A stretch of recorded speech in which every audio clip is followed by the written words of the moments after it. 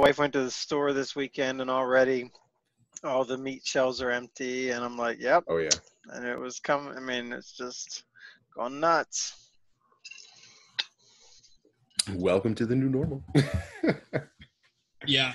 All right, we're recording, so if we want to get our giggles out, we'll do that right now. Welcome to the new normal, where we are talking current events, finances, philosophy, preparedness, and more.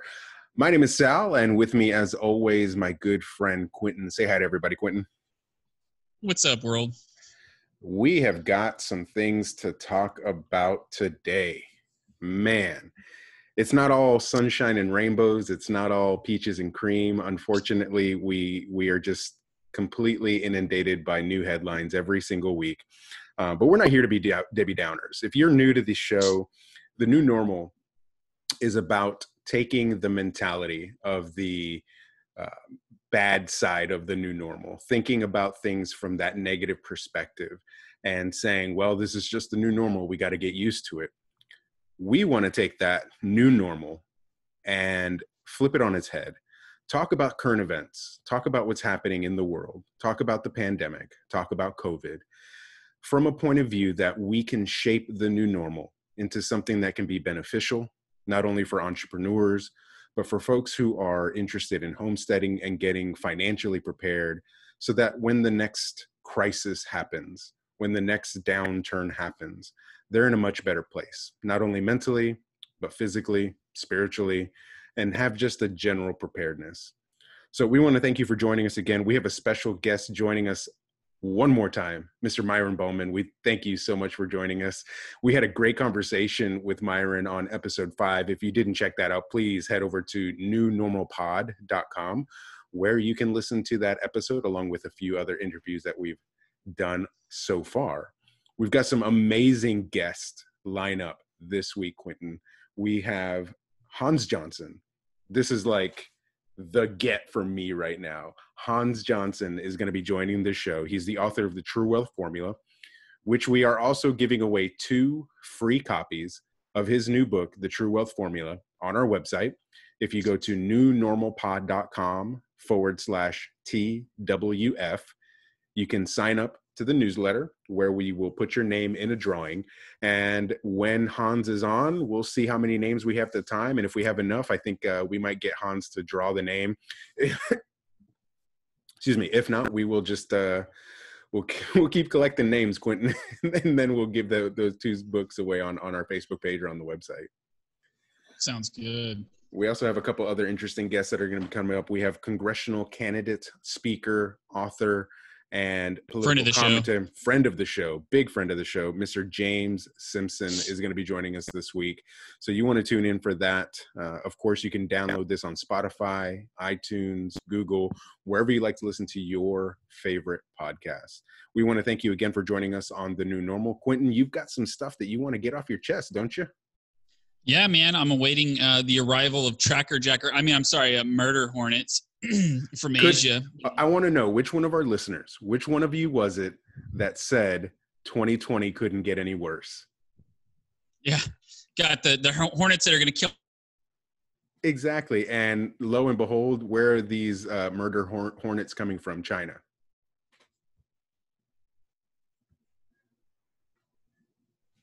Kill all our bees or whatever Friday. It's kind of interesting. A lot of people I talk to at a distance said my internet connection was unable. Y'all got me on your end? Yeah, you froze up for just a second, but I think we're good now. All right. A lot of people I talked to over the weekend were like, just not social distancing. There was cars everywhere. I'm in a small town. There were just cars wall to wall, people out just getting food and like business as usual. Like most of me is like, man, that's so, we need to get our economy online. But then I started delving into kind of like what the policy is going forward. And it seems like the government thinks that we need to achieve herd immunity before the vaccine comes out. So what does that mean? This is an unknown headline. People aren't looking into this, but this should be big news.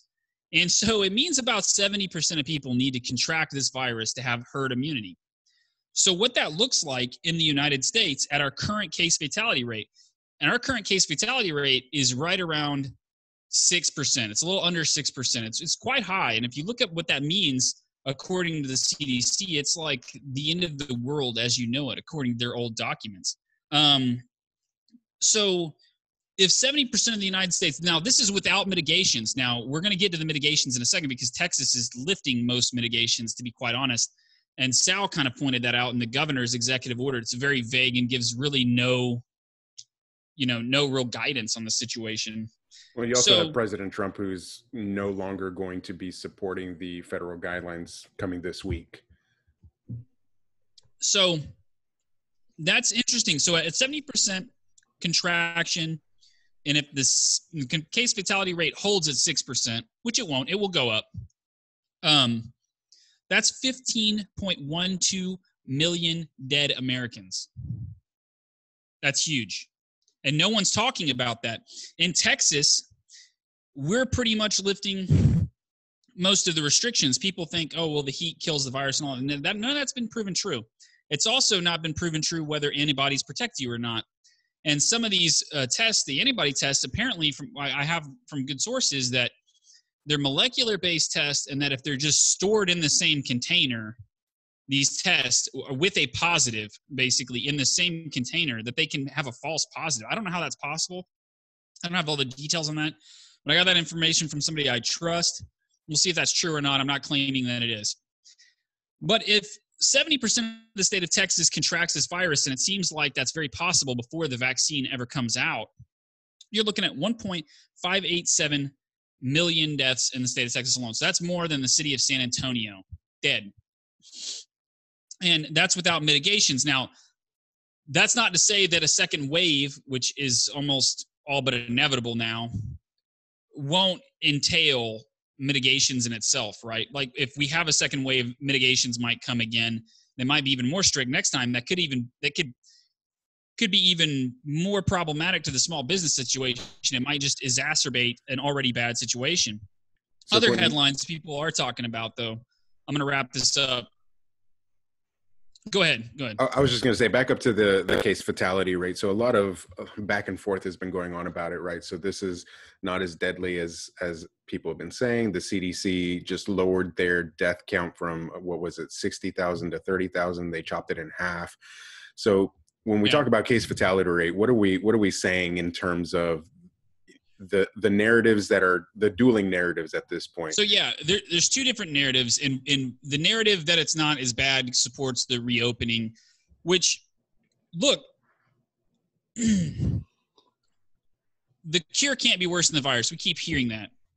Well, the virus will be a lot worse than the cure if it kills over 15 million people. I mean, the country's just not going to recover from that. And countries who take more draconian measures and get the virus under control faster will be at an advantage to us. China being one of them, they're potentially an adversarial nation. So if they get the situation under control faster than us, we lose a significant portion of our population that could help with continuation of government or defense readiness or any of those things. Or we lose a significant amount of our fighting force. Well, guess what? We don't have the upper hand on them anymore. So then, the actual reopening is worse than the mitigation. So we're kind of between a rock and a hard place. If they cut the deaths down, the case fatality rate would still be around 3%. Well, that's huge. I could adjust those numbers. All we'd have to do is cut the numbers in half. And you're right about at 1 million people in the state of Texas dying. And then you'd be, right around 7 million in the United States. So it's still extremely high. The problem is, I think the way they were reporting earlier, a lot of people had problems with the way they were reporting. Like, if you were already dying of cancer and you died of COVID, your death is COVID, and they wanted to get rid of that. Well, here's the thing. I was in law enforcement.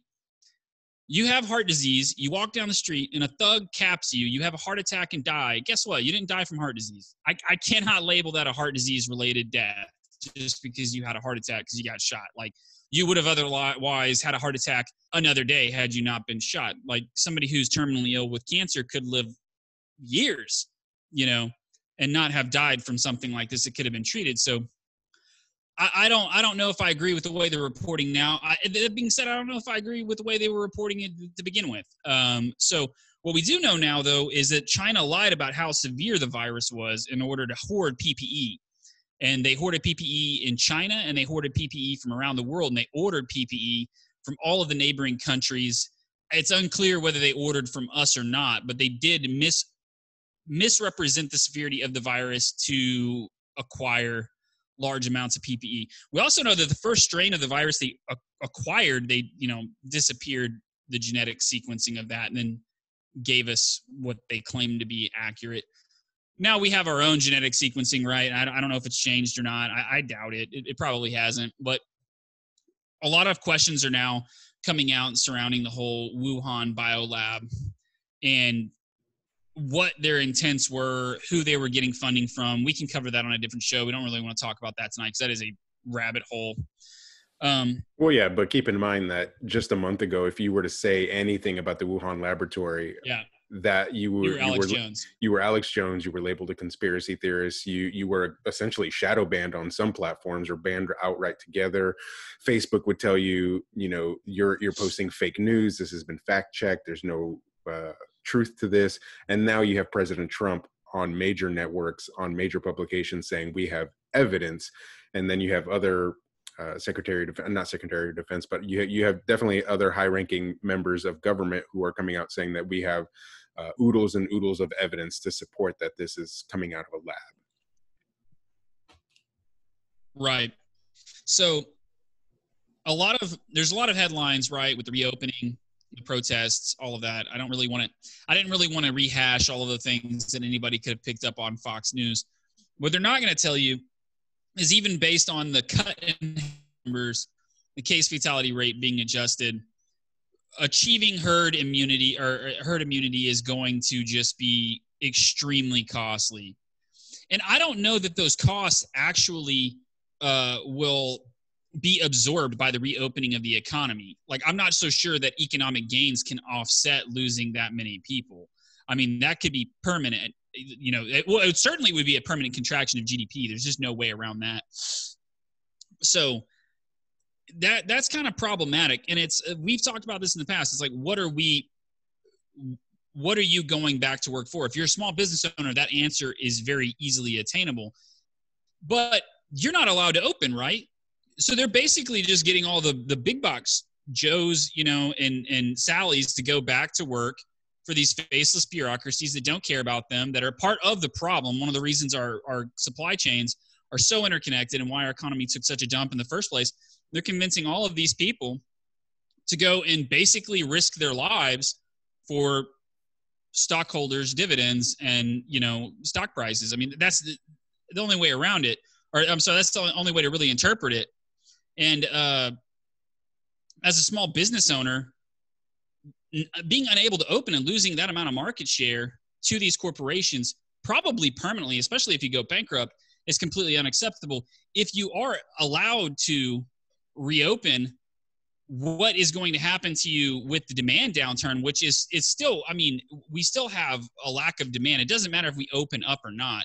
The demand downturn is still going to be far greater than what any business usually incurs in an off season, right?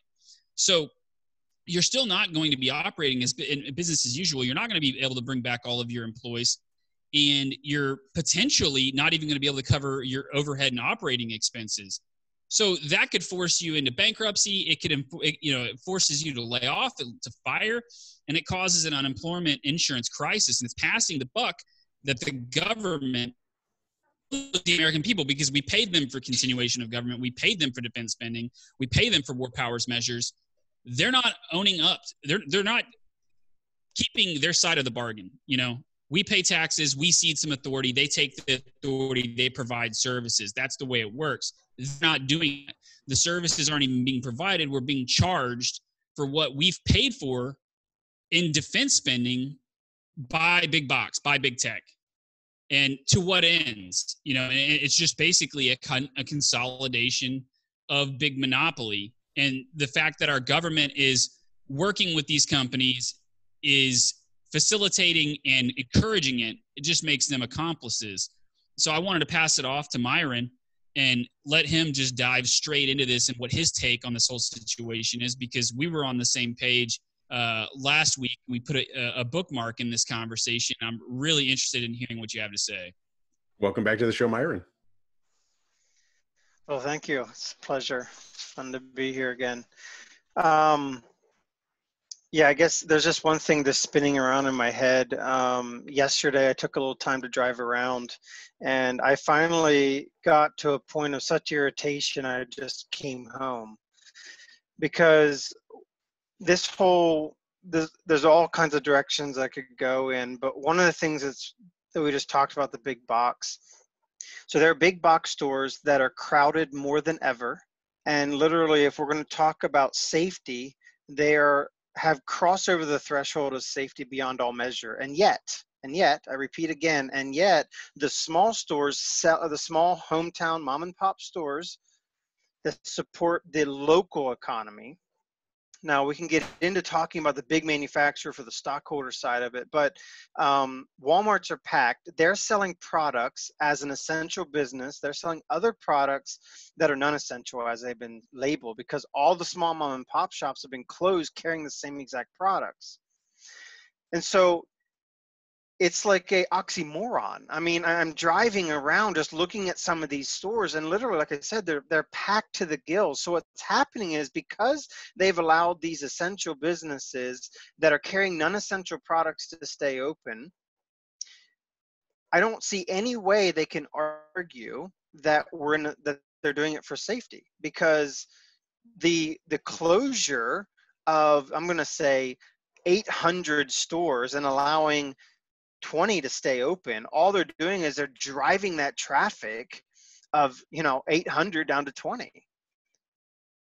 And so I just think I drove into a parking lot and I just sat there and shook my head, and I'm just, I can't handle this anymore. And I drove out of the parking lot and went home, and I'm like, this is where we've come to so fast. And so I can understand the cry for small business to be like, let us go back. And I respect that.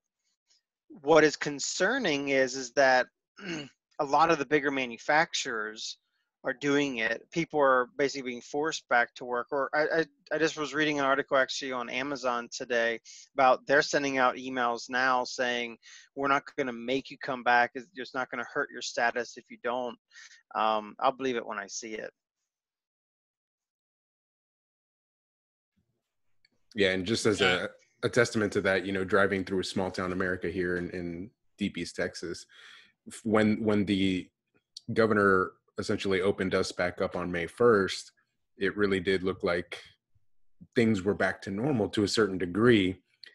And you go into the big box store, you go into Walmart, and yes, it's packed. People aren't following the arrows, myself included, because it's just not a part of my normal routine. It's not a part of going down an aisle a specific way. So you just grab what you need on the end of the aisle, and then you look down and you realize, oh crap, I'm breaking the rules now, right? The quote unquote rules of going down an aisle a certain way. And we're expecting society to just automatically conform the next day. And it happened here locally overnight. I mean, one day we're at Walmart, and you're still supposed to be socially distancing. You're only letting one family member in at a time. You come in the next day, boom, they've got these stickers on the floor, and they're expecting you to go one way, and there's no enforcement of it. There's absolutely no enforcement of it. I don't even know how you enforce it. Maybe in a larger population, you have someone in each aisle that's sitting there like a club bouncer saying, no, you have to turn around. But it just seems relatively pointless to me. And then you go into these restaurants that are now starting to open up, and their servers are being forced to wear the same mask. And we're going to start seeing a whole lot more servers passing out because they're just breathing in CO2 all day. And they're wearing the same gloves all day. Makes no sense. I heard a story recently, one restaurant, and I'm sure there's many of them, they're wearing the same gloves, but they're telling their servers to use hand sanitizer on the gloves. And I'm just sitting here shaking my head, scratching my head, saying, why? What is even the point? I just, what are we doing? I just don't know what we're doing at this point and what sense it makes. So it's just kind of absurd. You know, if you look back at our responses in the Cold War, I wasn't alive. Nobody on this podcast was alive for it. But, you know, I know what I've read about the Cuban Missile Crisis and the bomber gap and that, you know, epic in history. And, you know, people were really scared, and they built fallout shelters in the backyard, right? Well, the government had civil defense rations. You can still find these cans all over the place because the government made so many. Most of the food is still good. You know, but they were just produced in mass, and the government gave them to the civilians in mass, just millions and millions of these defense rations. And, you know, the government took it upon themselves to assume responsibility for the well-being of the citizens if we had been attacked. And this wasn't just this wasn't just a possibility of a nuclear attack. You know, the Soviets had bioweapons. We had bioweapons. They had chemical weapons. We had chemical weapons. It could have been multifaceted. We did actually have the threat of terrorism looming and, you know, a proxy attack that the Soviets could have launched. So if somebody in the government back in those days, and they're in the Cold War, had said, yeah, we're going to coordinate a response to this effort, and it's going to be Piggly Wiggly, Sears, Roebuck, and IBM. They're going to be in charge of responding, and everything you need, you just buy from them. People would have been outraged. Absolutely outraged. And the economic models of the time weren't big box or big tech. Actually, IBM and, you know, Sears and Piggly Wiggly, those are pretty large stores, but most people actually got their hardware and their everyday food items from the general store, the dry goods store, the local market, whatever. And, you know, to basically say the entire country has to shut down except for these giant globalist corporations, and that you'll have the privilege of purchasing all that you need from them after we have charged you for decades in preparation for an event like this is absurd. It's picking winners and losers. It will no doubt ensure the final death knell in the coffin of the small business. And no one's talking about it.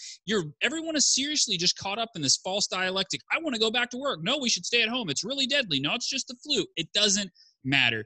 The virus is a serious problem. You've already paid to have the government respond effectively in situations like this. It's absurd that they're not. If you think about it from the perspective that I'm giving you, literally having to go buy everything you need from IBM, Sears, and Piggly Wiggly, you would think it's a joke. But since you already have negated your duty to your communities and you shop at big box and you basically worship big tech, it's not a problem anymore. They can eat up the remainder of the market share in the United States. No big deal. I don't care. Well, it's just the new normal, and we have to get used to the fact that we have a techno oligarch that you know, without Amazon, without Walmart, without these big box retailers, that, you know, what's the point of small business, right? And you get into this mentality of, well, I want to support local, but then my local person's not open, so you're being forced and cattle fed into these big boxes. And when we talk about businesses like Myron's, which is a manufacturing, and they're going to be already laying off, we talked about it in our last episode, laying off the majority of the workforce, while still trying to keep a demand. I wanted to get y'all's take on the small business retaliation that we're starting to see. So we're starting to see police officers walking into hair salons, nail salons. We're starting to see armed guards at Dallas, the Dallas nail salon that's making headlines right now. There are armed civilians, militia, if you will, that are standing outside in, you know, full boogaloo gear with their AR-15s, and they're guarding nail salons so that people can go do their normal thing. And at what point does this small business retaliation mindset of come and take it come to a boiling point? Myron, I want to get your take on, from the point of view of a business owner who's running a manufacturing, not necessarily, right? So right now people have the mentality of give me a haircut or give me death, right? Instead of liberty, give me death. What about manufacturers? What is the community in your area, the other entrepreneurs in your line of work, what are they talking about in terms of coming back to work and the harm that a reopening is doing, or the harm that keeping everything closed is doing? Yeah, so I mean, like we talked about in the last episode, we're in a large Amish and Mennonite community. And one of the threats that I've been up against is that those communities are kind of their own community within a community. And they've been, some of them specifically that are in shops, they've been going back and bringing their people back in and starting to build product. And so they've been looking to me going, because we do work for some of them. They're like, why aren't you, let's get going. Like, what are we waiting on? This isn't right anyway. So let's get moving. And so there's a lot of stress for me and a lot of business owners that are riding that fence between, because what do we do? Do we just go back? Do we not? I mean, and for the first 2 weeks or so, it was kind of like, hey, it's that little bit of rest time, get the oils, the machines re-oiled, and we'll get ready to rock and roll. Well, then, that's May 20th to the end of the month. And then it turns into after Easter, and then it turns into the end of April. Then it changes to May 8th. And now May 8th, we've been told that they're opening 24 counties in Pennsylvania, but it happens to be the 24 counties that hold 10% of the population of Pennsylvania. So woohoo, we're doing an act to get everyone off the governor's back to say, hey, we're opening businesses back up, but it's none of the counties that matter per se. And I'm sitting here going, what do I do? Because I've been telling my customers that we've been told May 8th we're going to be able to start opening up. And so the pressure is getting harder and harder. And now I'm getting calls from even customers saying, well, I know that this other, shop, they're starting back, even if they're not full production, they're producing products again. And so, like, what do you do? And so now it's becoming even worse than just, is it a good or a bad move? It's now, well, so-and-so's doing it. Now you're being judged against others. Are they And doing that against governor's orders? Are they defying orders in terms of opening up beforehand?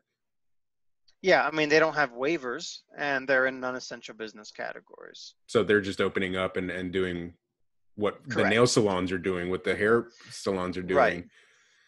Right. But in manufacturing, for the most part, if you're running a small crew or you're running a crew of your own people, you might say from your own people group, unless someone reports you, as we've been hearing from the local police officers, they're not going to come. So the only way they're going to even question whether or not you have a waiver, which that's what's funny, there is no database that has been released, at least as of the last notice that I've received from when I talked to the local state representative's office. They don't even have a database to even go driving by a business and know whether they have a waiver or not.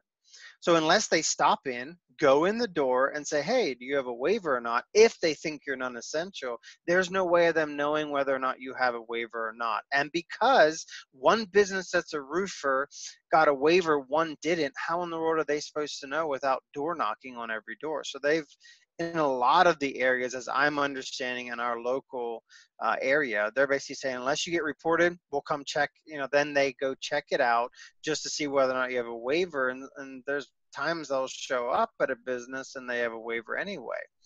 And so some of these guys are like, well, we're working on the home farm, or, we have a shop there, or we are not, and we're not talking, we're talking what I call the 20 and under employee count.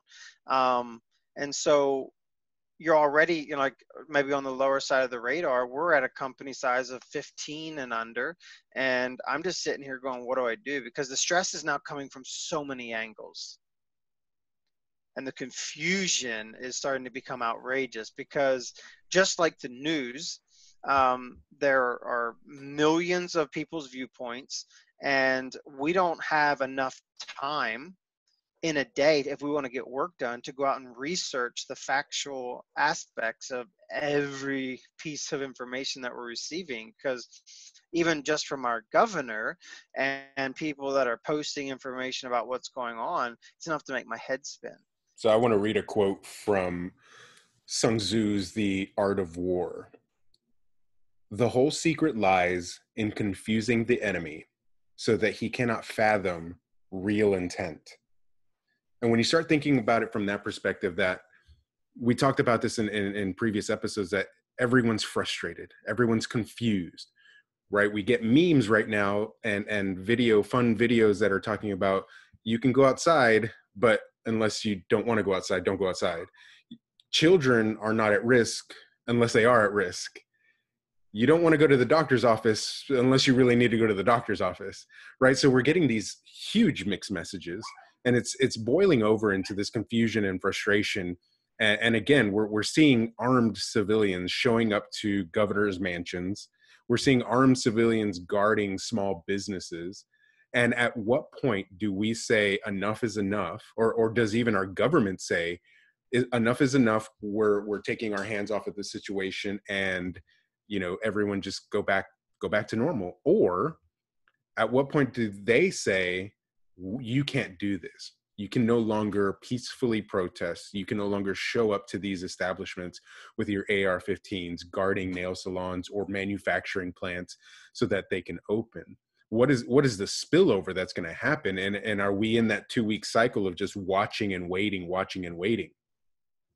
So I think that if the decks were even, you'd probably have a lot less pushback on all of this, right? Like if every single person, other than emergency response, hospitals, and actual medical infrastructure, essential, whatever that means, because that's been redefined so many times. If that was the only thing running, and back in the day, if you think about it, the world depended on us for their products. Now we depend on the world for our products. We produce virtually nothing, and our entire system revolves around debt finance, right? So at that time, it was extremely important that the United States have a very large military presence, not just without, but within, to maintain order and to maintain cohesion and a way forward in times of emergency. We don't have that anymore. We had the BRAC, base realignment, where we closed, I don't even know how many bases across the country, so many, and really centralized our military authority and power in very key areas across the country. But, we reduced our forces tremendously. Many less people are in the National Guard or in the Army Reserves or in the military as a whole. But what you would have seen in continuation of government, because that's basically what they've enacted, okay? We've talked about this before with Cheyenne Mountain and all of the bunker systems being occupied, war powers being declared. They're initiating continuation of government protocols. What would have happened back then was there would have been a coordinated military response on the streets. They would have kept people in their homes, everybody, unless you were a cop, a lineman, a paramedic, nurse, doctor, someone to meet the demands of the threat at hand, which would have always entailed some sort of medical response, right? Whether it be chemical, nuclear, biological, radiological, what have you. It would have always entailed a heavy medical response. We don't see that now. One of the biggest problems, and probably one of the biggest reasons people are frustrated, is because it's just the government is picking and choosing winners and losers at this point, right? You've got people who are upset they can't open up their business. They're not essential. Some other businesses. It's created confusion. It's a lot of mixed messages. The reason it's like we're going to give you some wishy-washy answers is simple. It's they want enough of a creep in the economy going forward that we can continue that debt finance cycle that allows us to consume product from the rest of the world so that we don't default on our debts, so that we don't have to do helicopter money, so we don't create an inflationary spiral, so that we don't tank our economy, so we can buy cheap garbage from everyone else, and we continue to be a consumer nation, and somehow that makes the whole world wealthy, and it makes us more in debt to ourselves. That'll only last so long. But basically, that's the reason why we're getting these mixed messages, is we're not a producer. We are dependent. Not only are we dependent on others, but we're dependent on ourselves to go into debt to ourselves to consume product to turn the wheels of the system. A system that is completely centralized, an economic model that the United States citizens are really not a part of. They're only a part of the system in so much that they go into debt and consume product, right? You don't have local industry. You don't have local production. The economy used to be us. We've had this discussion. It was us. Now it's global banks. That's the economy. That's the economy of the United States. And the mixed message is simple. And where it's coming from everyone, because everyone has enough money to have the ear of a politician and to change policy, but you don't have that. You don't have that ability. You don't matter. Corporate people matter. They can amass enough money to completely silence you. No one hears your voice. If you say the wrong thing on Facebook, if you say the wrong thing on Twitter, if you say the wrong thing on YouTube, you're gone. If you say anything out of line of the mainstream talking points, and they don't necessarily like it, they'll shadow ban you. They'll silence you. They'll get trolls to downvote you, whatever their techniques may be, and no one hears it. So it's really hard not to have a mixed message, because it's not the message of the people. And we don't have enough facts to make solid decisions. We haven't been given the facts. We don't get to see them. They won't even tell us the unemployment numbers now. It's just we have extremely bad unemployment, whatever that means. We don't really know that. It's over 30 million, but it's just really bad. We don't know. Well, now you're getting stories coming out of certain intel communities that are saying that Chinese operatives are going into these social media sites, going into these news publications, going into even our educational system and creating that confusion. They're intentionally helping the propaganda and helping prop up the narrative against the American narrative that is being propagated by President Trump and the intel community, saying that this came out of Wuhan. And it begs the question, how long has this been in the waiting? How long have we been sitting on this? We've said it a number of times at this point. How long have we been sitting on this paper tiger waiting for a hard wind to just annihilate it? And it's a little unnerving that, again, I think even in episode 1, we talked about, if this is fake, if this is something that has just been perpetrated to take out a sitting president for the 2020 election, that's a problem that it was that easy. That we went from the highest highs in the stock market. We went from a booming economy. We went from just roaring through good times to, in a matter of weeks, shutting down everything. And again, like, I think, Myron, you kind of alluded to this in the conversation last time. It's just, your mind can't even process it anymore, how quickly things have happened. It's gotten to such a point where I can't even remember 2 weeks ago what I was thinking. I'm just focused on what's happening right now. And we were talking about, we need to be focusing on, 2 weeks from now, 3 weeks from now, 2 months from now, 3 years from now. And they've gotten us at such a point where we're so rattled with information and all this, again, false dialectic and false narratives going back and forth, open up, don't open up, to the point where people have just become apathetic, and we're at a standstill and we're at a stalemate, right? We talked about that in the last episode where, okay, we open up, restaurants are open, everybody come on in. We're seating, we're sanitizing, we're cleaning, everything's peachy keen, come on in. Then you've got early adopters, if you will, who are 1 and 2 going out to eat. But then everybody else, the vast majority, are just sitting back waiting. And they're the ones also saying, we're about to have a second wave. And this is going to be the cause of the second wave because you opened up too early. And it's going to be a self-fulfilling prophecy because you've opened up too early, you're testing more, and the numbers are going up. And so now you get to say, see, told you so. So I find it interesting because we're in a campground, and in Pennsylvania, they've allowed campgrounds to open up this weekend, private campgrounds. And the guy next to us here is a seasonal camper, and they came just to kind of get their camper taken care of and getting ready for the summer. And so I just asked him what he does, and he works in the ER. And he was saying about how the numbers have been dropping and all that. And I couldn't get an exact straight answer from him, but what he did say is that they had usually over 100 and some people at their hospital per day, and they're down to under 60 coming in total. And so it's actually been a drop, major drop. But what I find interesting is that through the campground here this weekend, there's a vehicle from New York and et cetera. And I'm just like, I just don't understand how this state by state thing is going to work out, because if someone's here from New York, the mega hub of this, like, thank God they stay over there on their site. But you get my point, like across these state lines, like if we don't do this equally, what is going to be the scenario in the small business and even in, in the safety of all of this, as there is no uniformity? Well, and you're going to start getting a lot of, well, it's unfair. Bob is open. How come I can't be? Well, he has a certificate. Well, how do I get a certificate? It's not fair.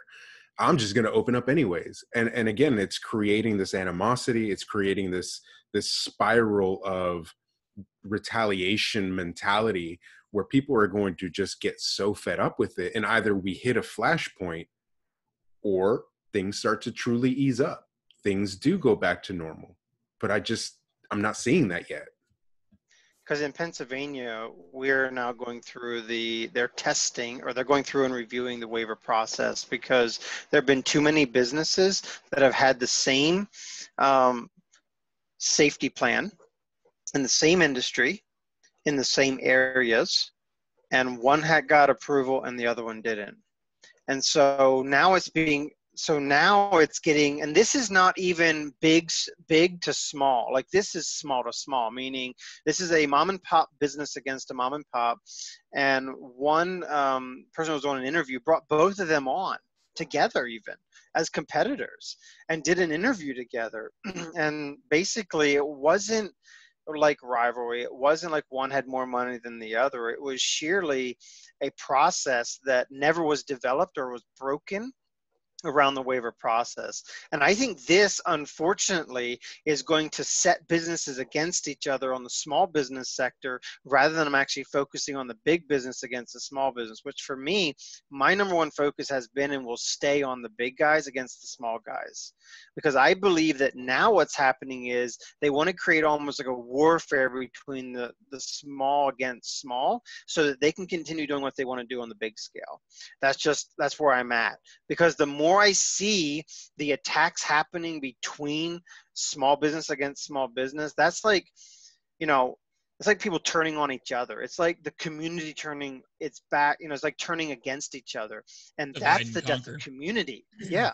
And what's doing is that's allowing the larger to go faster, more furiously toward the goal of taking market share, while the small guys are down here, and I can get caught in it pretty easy. Like, why are you open and why is he not? And they're, fighting out the small details, because I know what it feels like to feel the unfair thing. Because it's like, well, they're up and operating, or my buddies, my competition in Ohio are allowed to manufacture now. How is that fair? That means all of my customers are easily employed, they can easily take them. I mean, to snatch them like wildfire right now, because there's nothing holding them back other than my inability to manufacture, and they can. I want to read an article to you guys. You kind of brought up a lot of points that are in this article. It's by Matt Walsh over at Daily Wire. We've become a police state, and none of us should be okay with that. And actually, it was an article that was by Prager, not by Walsh. Let me bring that up. So we'll take a break for a second. Prager. We taking a break for a second? Yeah, just for a second. I'm gonna pause the show. Okay. An effort to build literally protocols and websites for snitchers. So you set it up, and literally have been spending money to build snitching, basically the platform to snitch. And yet you can't get the unemployment website and keep that all going effectively. This is what kills me about this whole situation.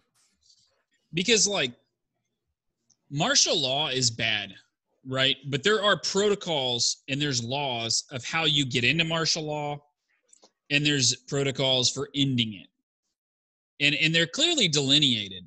It's not a joke, right? We've had martial law declared in this country many times. I don't want to see it. I'm a pretty libertine guy. Don't like seeing martial law. But I almost feel like if what I said earlier, where, there were no winners and losers picked, everyone shut down, the government was responsible for your food and for your safety. You listened during that time, stayed inside, we crushed the numbers, went back to work like China just did.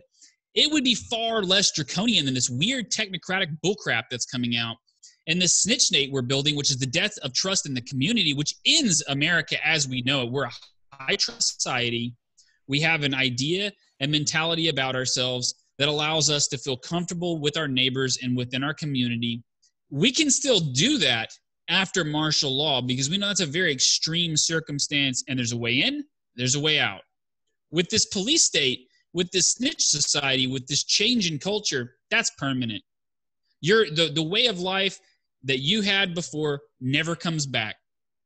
And if this virus truly is deadly after you've caught it and you supposedly have antibodies and you continue to have vaccines and we continue to have outbreaks, you're going to see this crap forever. It's not just going to go away. It's going to become like flu season, except it's endemic.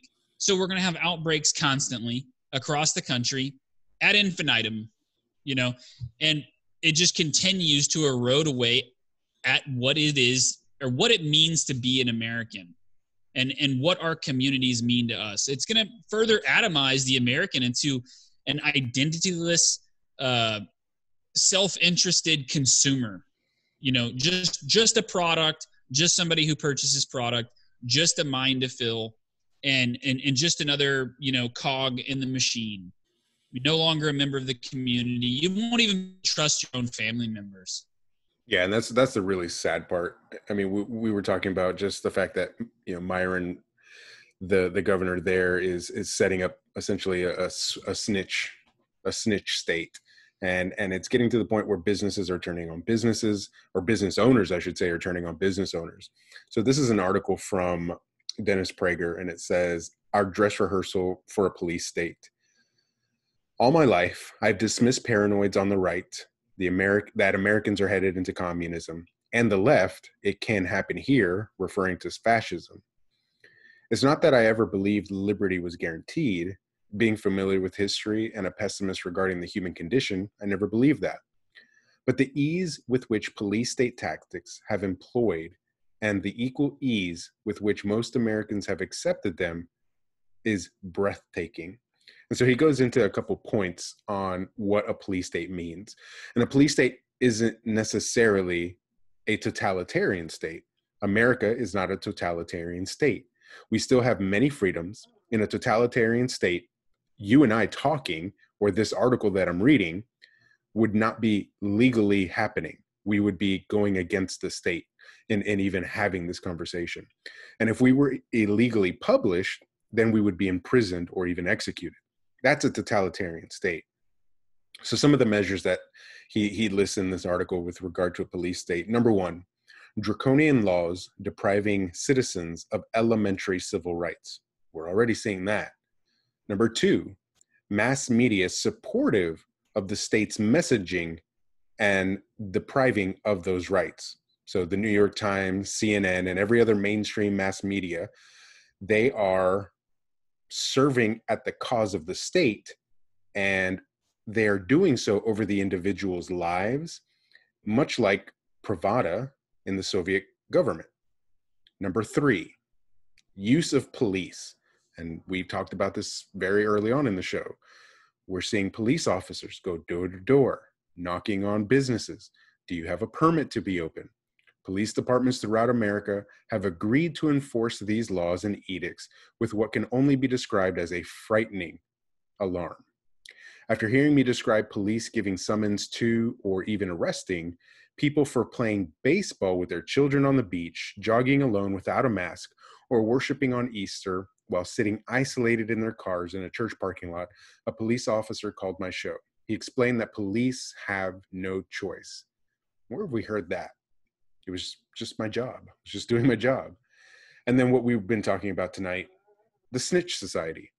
How did the police dispatchers learn of lawbreakers such as families playing softball in a public park, lone joggers without face masks, etc., from their fellow citizens snitching on them? the mayor of New York, Bill de Blasio, set up a snitch line whereby New Yorkers were told to send authorities photos of fellow New Yorkers violating any of the quarantine laws. Now, this is my own example. I have a former high school classmate of mine who is in New York, and they put on their Facebook status, NYPD, come to such and such crossroad, come to this intersection. There are kids out with no masks. They are out here partying. They are not doing social distancing, right? So she didn't go as far as to call the police, as far as we know, but we're already seeing that mentality of turning each other in, right? I almost don't want to go to Walmart or any other location in the next 3 weeks because it's going to be, this person wasn't wearing a mask. This person wasn't waiting 30 seconds before I went into the aisle, and I need to report them. And we're getting to this point where we're getting these sideways looks, these crossways, almost holier than thou looks when we're talking about masks versus no masks. And I don't know. I know that there was the anti-mask leak during the Spanish flu epidemic, and we very well may be headed in that direction again, where people are civilly divided in whether or not they should wear a mask or not. They should be allowed to go in or not to any particular establishment. And then on a state to state level, you're getting some states that are wide open. We've got the governor of Montana who's patting herself on the back, and I would say rightfully so in certain cases, that we didn't take these draconian measures. We didn't do these things. We didn't employ our police. And it's almost like a thumb at the nose at these other places. We're not doing this. We're so much better. And then you've got mayor of New York, mayor of Chicago, who had a press release or a press statement just the other day, where if you violate these laws, her words, we are coming for you. We will arrest you, we will cite you, and we will take you to jail if you do not comply with what we want for the safety of everyone else around you. I'm starting to hear some history repeating itself, Quentin, Myron. It's giving me a little bit of the goosebumps of sitting here thinking that in America, we're even having these conversations, and I don't have Alex Jones sitting next to me.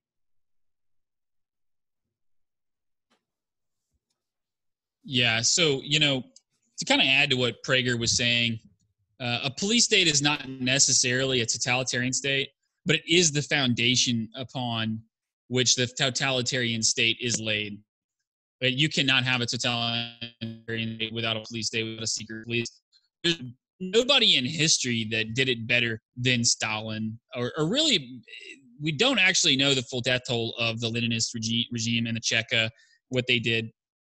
People can look into like the Holodomor and some of the genocides and concentration camps and the deaths that the KGB, the Cheka amassed. It exceeds anything else in history other than Mao. And right, how they built this, how they built this system of control was through absolute fear, right? Total fear of the state and the complete willingness of anyone who was living under that system to rat out anyone, their neighbors, their children, their parents, brother, sister. It didn't matter. No one was untouchable. And we're seeing that happen now. And I hate to beat a dead horse, but the reason we don't have a stronger response from the federal government and a more uniform and authoritative response isn't necessarily because they don't want to. It's because they're not capable of doing it. We had this conversation before we ever decided to start a podcast, and I told you that troops were probably needed and they were not going to come. And I'm not going to go into the reasons I gave you behind that. But I told you troops weren't coming, and I had it on good authority that they weren't going to come. And if they did come, it would be too late. And if they were coordinated, it would be completely ineffective. It didn't have to be that way. The government knew that troops coming back from Korea could be potentially infected. They knew that they could have changed the force protection convention and changed the status of the bases, kept people on base, and made sure our force was ready, to be deployed. They just didn't do it. It's expensive. They'd rather pocket that money that we pay them. And it's like the $6 trillion black hole that the Defense Department runs or whatever. It's absurd. And, I would agree with Prager. I mean, I never really, I can't say that. I kind of have seen, he comes from a certain age group where America, he saw America at its height. I never really did get to live in that. I lived in the 90s and they were cool. It was probably the last vestiges of America. It was pretty awesome for like a hot minute, and then it ended. But basically my whole life has been just witnessing our decline, right? And so I kind of figured that growing up that communism was a thing that we could actually be faced with. A totalitarian state actually could be real. I mean, I grew up watching things like Ruby Ridge, Waco play out, the response to the OKC bombing, Patriot Act, and the list kept going on and on. So this has always been a fear of mine. And, when I was younger, I guess because I didn't have the philosophical background that I did now, I was always afraid of like martial law. I was like, oh, that's when it's going to happen. They're going to declare martial law, and that's what happens. It was kind of a silly mentality, because who are they calling to do martial law? Like your brother, like your cousin in the National Guard? Like that's not going to happen. And the thing is people aren't even afraid of some 18-year-old kid who they kind of know in their local community, who's a National Guardsman, who's just trying to keep people safe. That's not super scary. What is really scary is some sort of horrible beast grid being developed to spy on you, and then your neighbors just being complicit in that. That doesn't go away. That doesn't undeploy. There's no return from that. Once that's deployed, that's permanent. The culture changes. The mentality of everyone changes. And then that will allow, if anything, look, if I hate to say it, but like something worse than the coronavirus could happen. Mind you, this is pretty bad. If this had occurred back in 1918, we'd have lost about a third of the world's population. So this is a pretty bad virus, but something worse than this could actually occur. If it does, the government is going to love all of the powers they've been able to seize during this time, because it's going to allow them to take even further control. And I really just feel that the unmeasured and incohesive response is actually more tyrannical than just if the government had its stuff together and had martial law. It's almost like anarcho-tyranny. It's a tyranny by anarchy. It's a tyranny of choice. It's kind of like, a tyranny of indecision, Oh, very much so. I mean, we can't make up our minds right now. We don't know. Do we want to go out? Do we want to open up our business? Do we want to hire back everybody we just laid off? It's this just standstill. And you brought up the grid, and you brought up what could happen next. So I've got two talking points we might want to get into, and one of them is related to Bill Gates going on. What was his name? He was on the Daily Show. Stephen Carell, not Steve Carell, but one of the late night talk shows. And he basically said, what's next? He all but said, Bill Gates, you've been ahead of the curve for quite some time. You've told us about this 5 years ago, and we didn't listen. So if we were to fast forward 5 years, what aren't we listening to you about now? And Bill Gates' response was, I think the second wave is going to be a bioweapon, a bio attack. And if a virus isn't a bioweapon or a bio attack, what is? What are we looking for? And we have, October 2019, where he was one of the financiers behind Event 201. People who are in the conspiracy circles know what Event 201 is, the fact that it was a planned exercise on a pandemic, very much in the same characteristics of what we're looking at now with the COVID-19. And so when you have someone like Bill Gates, who 5 years ago did a TED Talk saying that our next big thing is a pandemic, that we should be on the lookout for. He didn't talk about global warming. He didn't talk about climate change. He talked about a pandemic in a maybe 15-minute TED Talk. And now he's on every talk show. And apparently now he's the de facto medical expert that we should be turning to for either vaccines or what happens next in our society. But his answer is the second wave is a bio attack. So where does that come from? Where are we looking to get protected from? And then the second part of that is President Trump activating the Army Reserve, no more than I think 200 in number, but they are being tasked with the protection of our infrastructure, our electrical grid. And so that then begs the question, that then brings up the mentality or even the, what could be the next attack with an electromagnetic pulse? Do they try, who is they, and who are they trying to, or what are they trying to do by protecting? Is this shoring up? Right, and are they trying to shore up are they trying to shore up the loose ends of the fact that our grid was so fragile to begin with and it wasn't being protected? Do we need to not read into this? But they happen within days of each other, right? So we have a bio attack.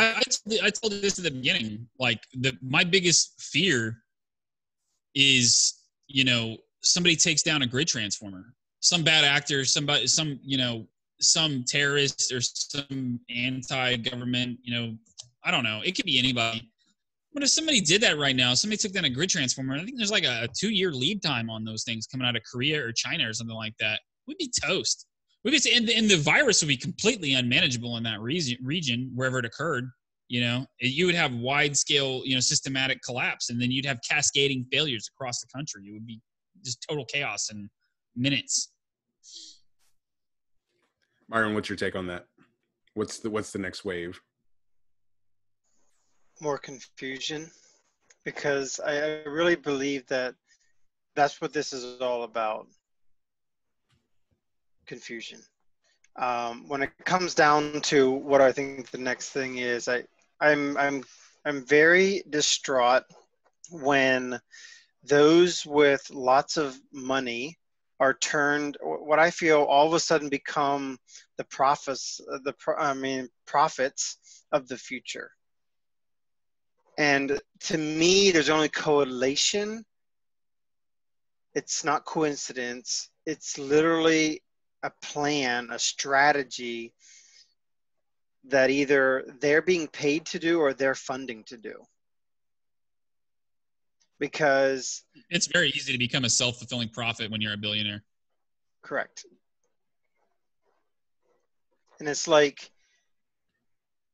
things about chips, things about vaccine, all these things that's being done by, billionaires or billionaire. It's very disturbing.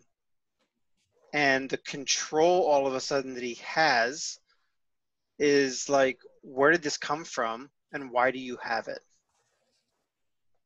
Yeah, and you start looking at the CEOs in late 2019, early 2020, that all started to resign for whatever reason it was. A bunch of stock sell-offs by Congress just before the announcement of it coming over to the United States, whether or not they had the information or not. But that story's dead. Nobody's talking about it anymore. It was a blip on the radar. So one of the senators that was involved in the stock sell-off was on the Security Council and was caught on hot mic saying this was going to be something like or worse than the Spanish flu. Well, now we know because of the intelligence documents that were leaked. Last fall, our intelligence agencies had a reason to believe that this virus was occurring in human-to-human transmission in the Wuhan region, right? So those dossiers would have been pushed to these people in the security councils and the intelligence committees. These congressmen had that information. So it's not a coincidence they sold their stocks and that they, this particular individual says this is going to be something like or worse than Spanish flu. But coming out of the press conferences, and this person would be in the know, right? Coming out of the press conferences, it's the flu, bro. 1 to 2%. Sorry, that's not the Spanish flu. That's not what it did. And that was in a time where we were very much decentralized and people could feed themselves, and we weren't fragile, and we weren't dependent on other communities or other nations.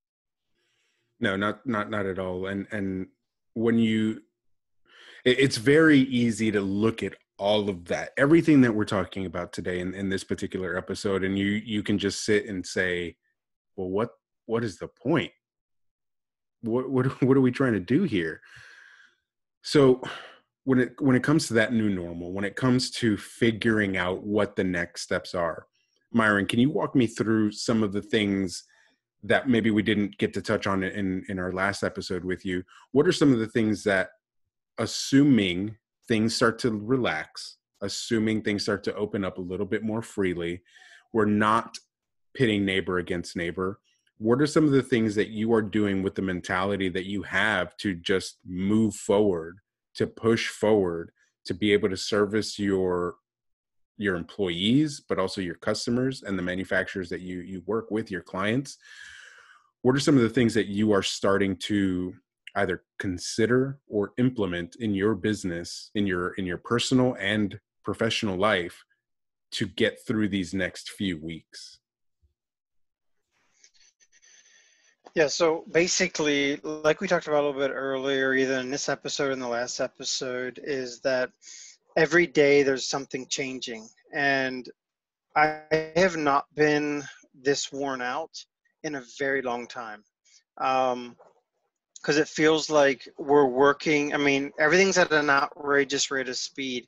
And what starts to happen through all of this is, and it's only going to get worse, and that is I'm looking at how to protect the health and well-being of myself, my family, and our people. Because what's happening here is, because there's this weird demand flow, not the proper amount of staff or not the willingness to bring them back on, it's really making sure that people stay healthy. So I'm really focusing a lot of attention on that, because like we talked about in the last episode, I have a huge concern about a short-term swift uptick and then a crash. And so based on that, I don't want to put all of my apples in one basket.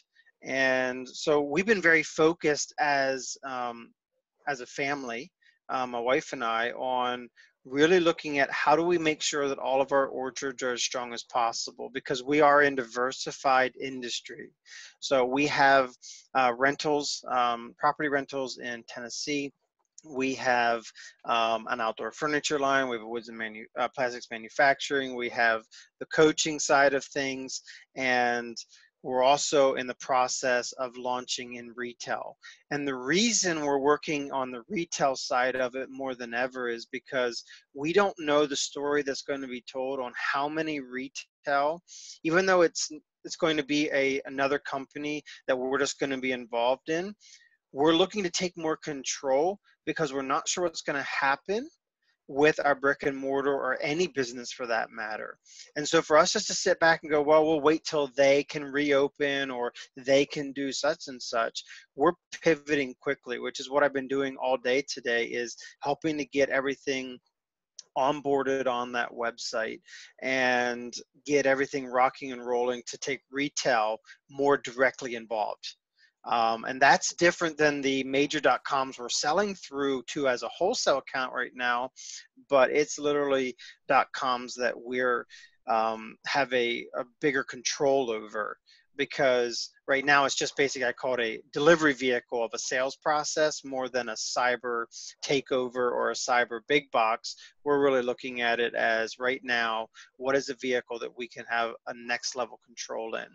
And so I just feel like, yes, I've been very energized, but it's been very energy consuming, because there's the stress of who's carrying the snip that's out there, dropping a bomb of, hey, so-and-so's moving over here, or they're doing that, or, trying to get to poise someone against you.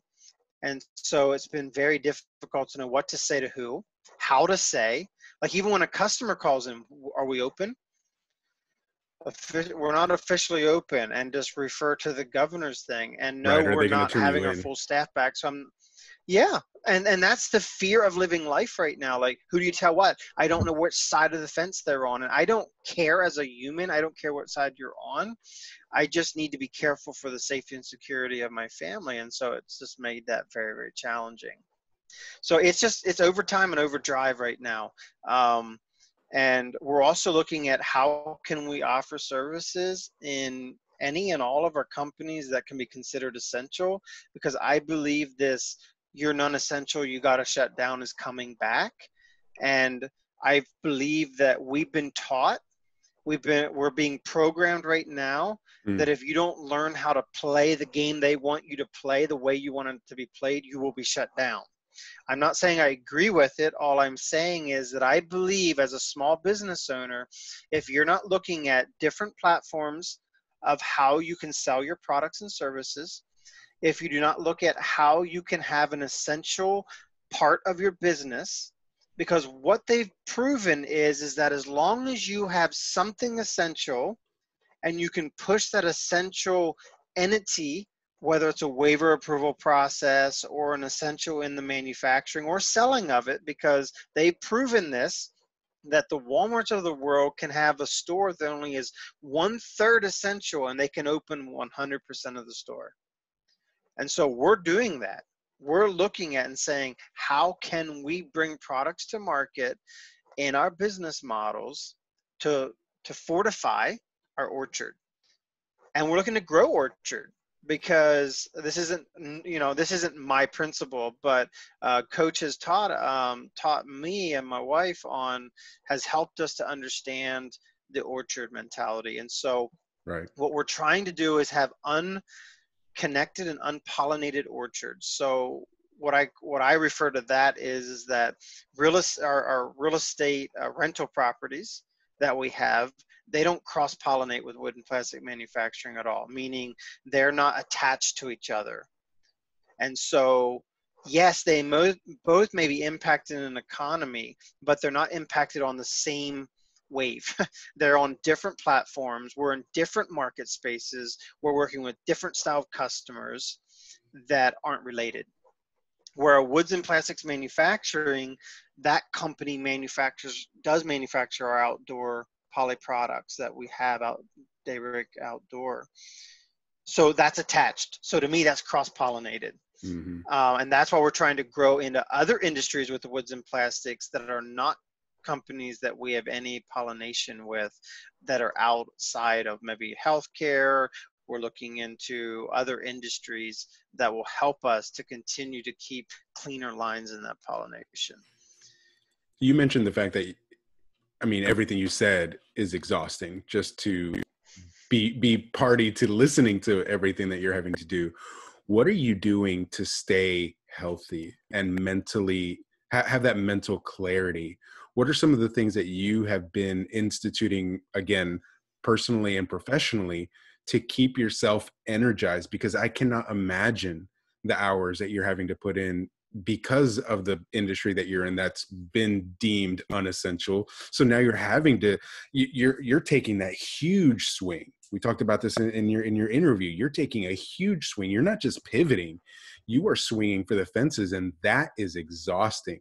And when you're constantly swinging, when you're constantly tensed up, when you're constantly under stress like this, what are you doing to make sure that you are staying healthy, your wife, your children mentally are staying healthy and active and engaged, but then translating that into your business? How are you staying healthy?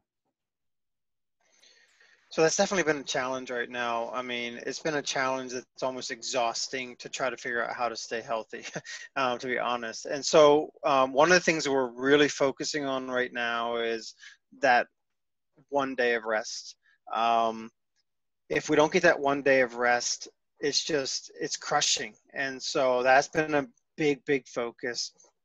Number two, we've been really, from a mental side of it, and not for everyone, maybe it doesn't work for everyone, but for us, when we look at the bigger picture outside of our needs and we look at the needs around us. And so what does that mean? If we only look at our woes and our problems and our issues, it all becomes about us. And so we are really passionate about why we're doing this. And one of the things that we've gotten a commitment on with the new retail launch is that when we launch this, the first month, we're going to donate 100% of the profits to an organization in Texas that are helping to free girls from the sex trade. And that's what motivates us to continue pushing through in these outlets. Why? Because it's helping a bigger cause that we're passionate about and we have vision for. And so if it was only for our needs, that comes right back to self-centered, and that, in my opinion, is what demotivates. It's what crushes when you're in a time like this. But when you can put it outward, I believe there's superpower in energy, because every day I wake up and I'm like, dude, I just don't know if I can keep going. I look at my employees. What does this impact them? What is this going to do for our goal to invest and to help these girls and young kids in the sex trade? I mean, we have to have something bigger than ourselves.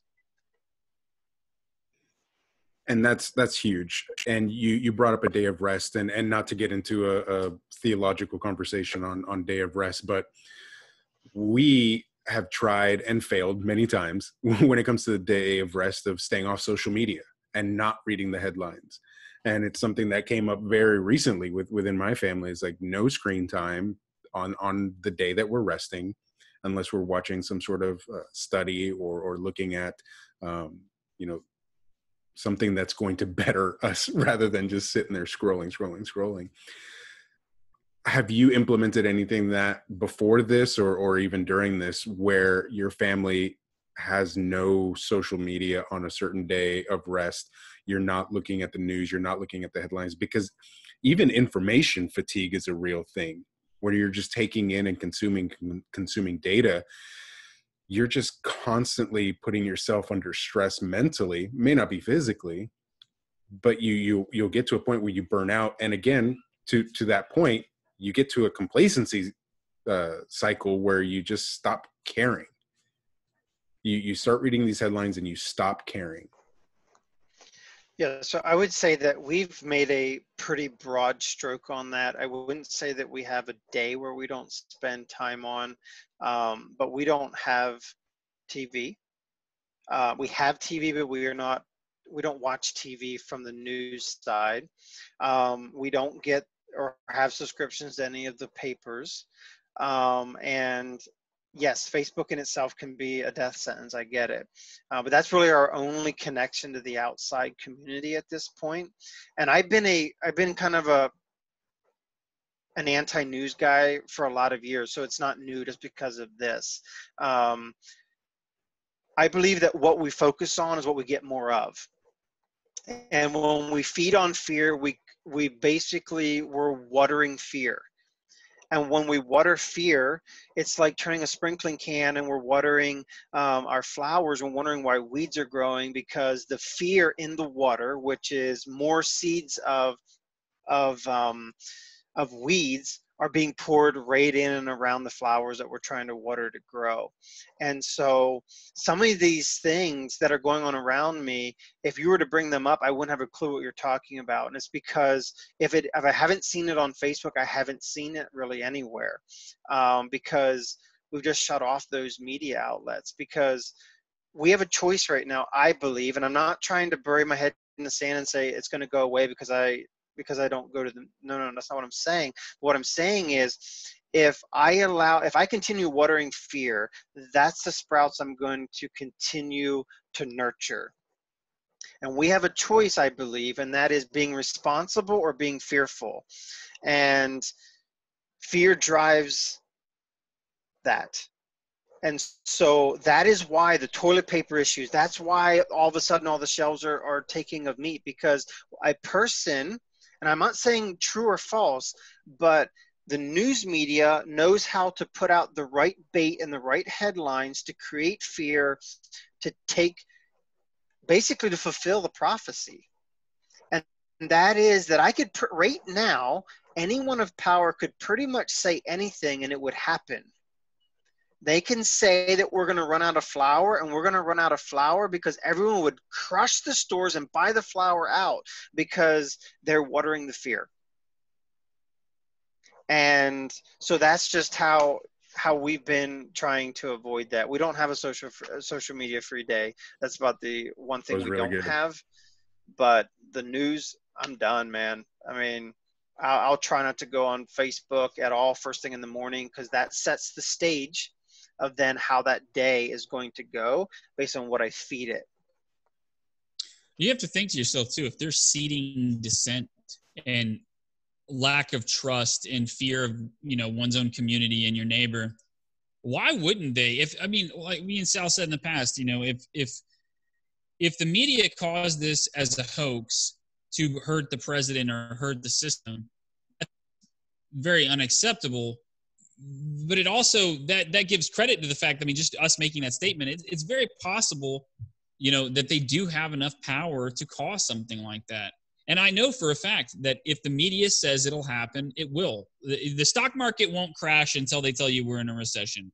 There won't be a run on pork until they tell you that we're almost out of it, or whatever, And are they claiming these things to agitate a response in order to further sow seeds of doubt and distrust and fear in the community, and it's definitely irritation with one another? A death of trust right now. That's something our coach has been talking about. We're going to have Hans Johnson probably talk about this very, very soon, is the death of trust. They are fomenting this seed. They're watering that seed of distrust and discord. And we've talked about it in this episode of, they're giving the attention to these rise ups in Michigan. They're giving attention to these governors who are overstepping their bounds. And it's that self-fulfilling prophecy, right? There's going to be a meat shortage. There's going to be a food supply chain issue. And what happens? The next day, the president has to declare that, no, we're not going to do this. We're not going to have to do. So it's this just constant back and forth in this ping pong match between the media and reality. Quentin, you had something else? No, that was mostly just it. Really, there's intelligence assets within the media, not just like Mockingbird stuff, right? But they have people that go out and they're journalists, they're investigators, they go collect intel. They have, a pulse on America. And the fact of the matter is we were going to have shortages and we were going to have problems. And so, we now won't know how severe those problems actually might have been, because the media has made sure of that, right? They made sure that whatever problem we could have had, whether it be big or small, has just been made worse. You can guarantee that. And, that's a serious problem. We have, Sam Adams said only immoral, people would basically keep this country or were capable of sustaining this republic. And you could look at moral, and no matter what your perception of morality is, responsible would be a good word that everyone could agree. There's a lot of morality and responsibility. And, if this is a hoax, then at this point, we may not even be responsible enough or moral enough people to be able to handle free press. Seriously, that's a really scary thought.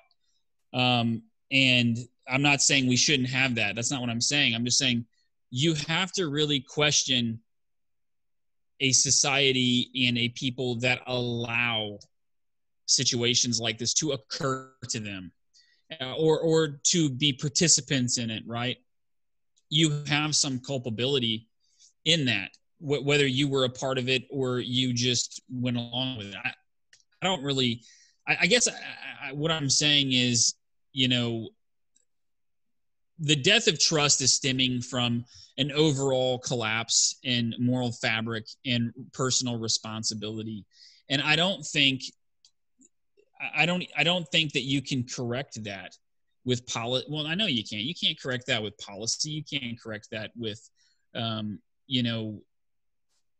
federal response or state response.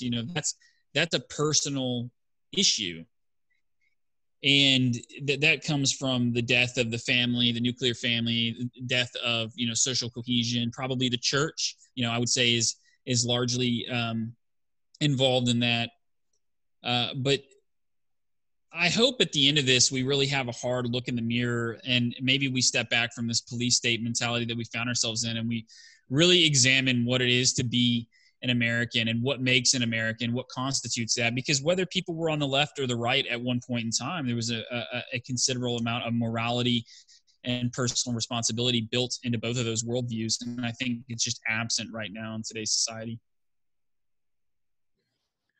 You brought up an interesting conversation conversation piece about what makes an American. Myron, as we start to close this off, as we come to an end with this particular conversation, what do you see as the potential for the new America to come out of this? What is the renaissance that happens for Americans, assuming, again, that we have a positive outcome, that we don't, even if we do have a second wave and a second crash, and we have an opportunity to come out of that, what do you see for small businesses, for entrepreneurs like yourself?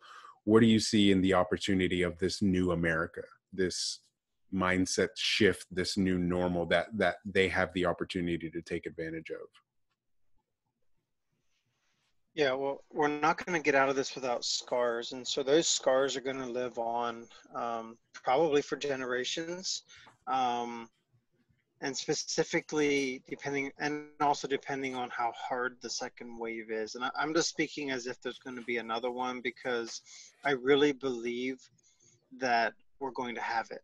Right. How big, how small, that's all to be debated. But no matter how much I do or don't like the concept of what I'm about to say, I believe it's a reality. And that is that we're going to have to accept a new normal. The old ways, because when trust is broken, when all these things, when all this happens, it doesn't just go back to an old way anytime soon. And so there are a lot of advantages, I believe, in small business coming out of this, because the training of working virtually, the ability not to travel just to have a 10-minute meeting, because before we could demand someone to travel across the nation for something was not even necessary. Those things, I believe, are an advantage of a small business to be able to grow quickly, because they can leverage and go fast. And so what we're trying to do, and what I would encourage all small business owners and businesses across America to do, is be proud of what you do, leverage what you do, and pivot. And don't say no to anything right now. Don't even say no, like I'm battling through right now, saying that I won't reopen before the date that the governor says that I can't reopen. Because right now I'm looking at it as almost being a life or death of this year for us. And that could impact whether or not we're ever going to be able to go back in business. My case in point is that if we've now said as of May 1st that May 8th non-essential businesses can't open, I know, you know as well as I do, that that's not going to change for sure for 7 days, which means they haven't changed anything without a 7-day extension minimum. That puts us at May 15th. I already know what's coming. They're going to bump us out till end of Memorial Day. That bumps us through to June 1st. My seasons, we're already on taper down by June 1st. And so diversifying what we're doing so that we can continue to have something when we come back from this, I think is super important. But also making hard decisions and saying, am I going to stand up for my rights? Am I going to stand up for what my family needs and for my employees' families? These are challenging times, but my word is we need to know when enough is enough, and we need to know what's best for our business, for our employees, and we need to be willing to do it. Not just in opening up, but in everything that we do. We cannot be puppets. Entrepreneurs and American small businesses were not designed on puppetry. They were designed on hard work. They were designed on sweat equity. They were designed because someone had a dream. And right now, the dream is trying to be killed. And we have to stand up, rise up, and do something about it and make sure the dream stays alive. So good, man. That was really nice. You talk a lot about the orchard in your last statement, and it's imperative that people understand that concept. And I'm really excited to have someone like Hans Johnson and yourself who are going to confirm that message to our listeners, that growing an orchard right now, having the seed mentality, not eating your seeds and not just consuming, looking for ways to be leaner, to be absolutely efficient in everything that you do.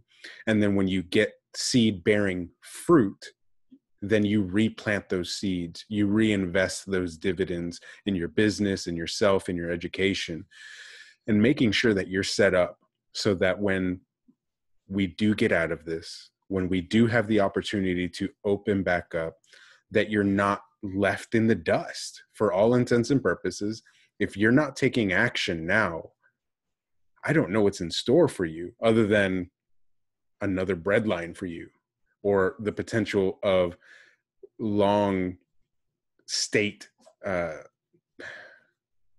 dependency. And that's a tough reality when you've become accustomed to your way of life. You know, you see some of these affluent small business owners, and they've been deemed unessential.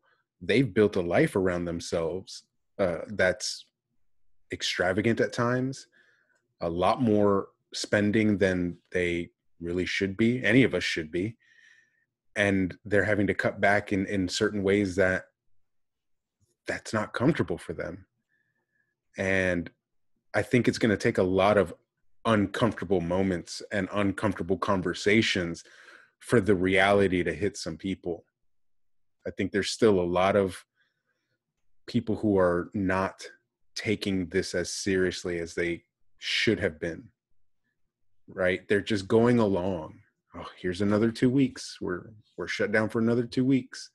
Oh, I guess they're just going to extend it again.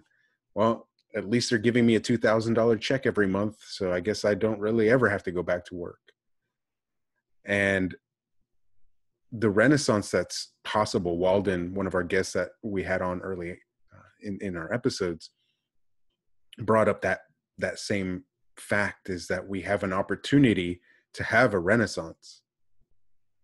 And if you take away from any of these interviews that we're having, is that we want to encourage you to be constantly planting seeds, to have that orchard ready so that 30 years from now, 40 years from now, 50 years from now, whatever it might be where you are in your timeline, you have something to fall back on. You have something that if you pick the fruit off of it, you're not going to starve tomorrow because you picked the fruit off of it. Myron, I want to thank you so much for joining us again for part 2 of this interview. We're going to leave the closing comments with Quentin.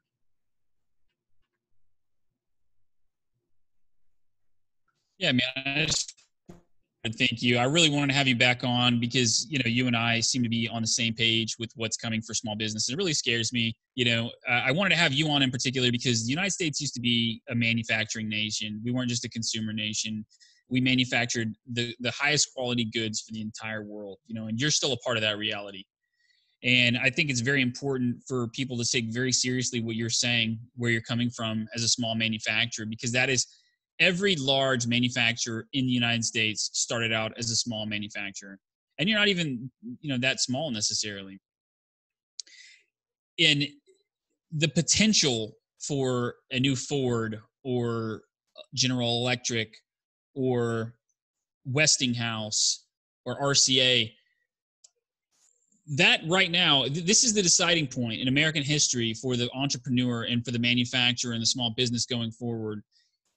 What our government allows to happen and what they do and the decisions they make today will determine whether we have any of those businesses ever come out in our lifetime again. And they could be crushed or nurtured right now. And the ball is in their court. And we can only do so much. The average manufacturer or small business owner really needs to take your advice to heart, needs to listen to it, because if they're not preparing for it, if they're not preparing for it mentally, fiscally, and materially to come out of this with an exit strategy, there's no chance for them to ever become or reach the potential that they could have had. But I really wanted to thank you. Your perspectives were on point, and I appreciated everything you had to say. I enjoyed it, guys. It was fun being back on again, for sure. Thank you guys so much for joining us for another episode of The New Normal. If you're interested in subscribing, please check out our YouTube channel, where you can see our Zoomcasts and actually see our live interaction as it was happening, see our funny faces, see us drinking our Bloody Marys at times. But please consider going to newnormalpod.com. You can download us on iTunes, Spotify, Google, anywhere you like to listen to your podcast. We would encourage you to go to newnormalpod.com/TWF, where we will be giving away 2 free copies of our upcoming guest's book, The True Wealth Formula, Mr. Hans Johnson. We're looking forward to that very much. And with that, stay safe and welcome to the new normal.